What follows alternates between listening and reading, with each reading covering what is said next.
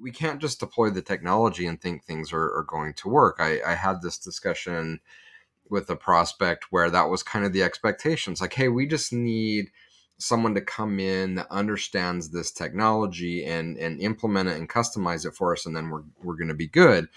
And I told them, I said, look, I would love to sell you that, but this project is fraught with risks. And the risks are, one, we don't have someone to work with on your side that we can share our knowledge with and mentor through this process. So the minute we leave, you're not going to have anyone that understands the nuances of how this works, and they're not going to be able to maintain it. If something breaks, they're not going to know how to troubleshoot and fix it, and that concerns me.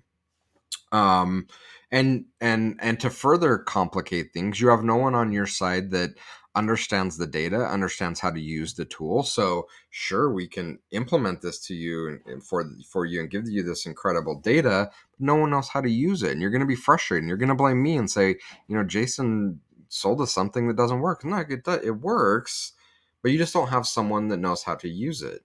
And this is where having an honest, trustworthy guide to help have those conversations is so critical, because there are so many agencies, so many vendors that are more than happy to sell you the next piece of technology and tell you it's going to fix all your problems. There's very few that will say, yes, this piece will fix your problems, but unless we do A, B, and C, it's not going to work.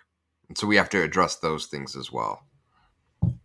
Yeah, and you bring up a good point, because outside of digital analytics, and seeing the issues frequently, because that's where I focus. The other place where I often see this happen is it within project management. Like, there are often deep rooted issues within the organization that the only way to solve it, or the band-aid everyone just keeps trying to put on there, is the next piece of software, is or the next process, instead of really looking like, why do we have trouble with project execution? It's the, let's slap a new piece of software on it, let's slap a new way of using that software on it, instead of really looking at the problem. And because looking at the problem is really hard. And again, I think if everyone listening to themselves is honest with them, if everyone listening to this is honest with themselves, I think they would recognize some of these patterns in their own personal life, because I know it inflicts me all the time. I want a quick fix. I want to go, my to-do list isn't working. It's got to be that I'm using this to-do list instead of that to-do list. So I'm going to go buy a new one, and that's going to fix my problems. You know what?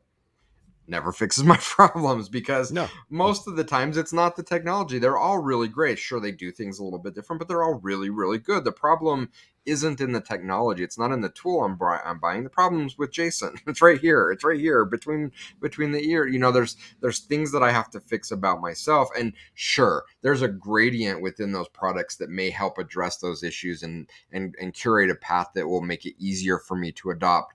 But still, there's no technology in the world that's going to fix the problems that make my to-do list break down and not work. Those are people and process issues that need to be fixed, and the greatest technology in the world isn't going to fix it. And I